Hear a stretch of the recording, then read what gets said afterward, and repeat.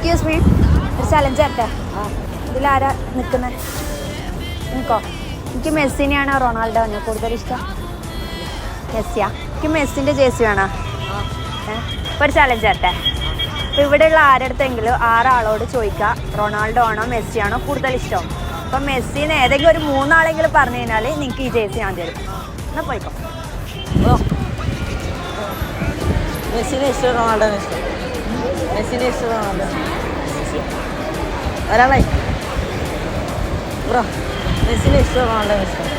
മെസ്സിനെയാണ് ഇഷ്ടം റൊണാൾഡോനെ ഇഷ്ടം?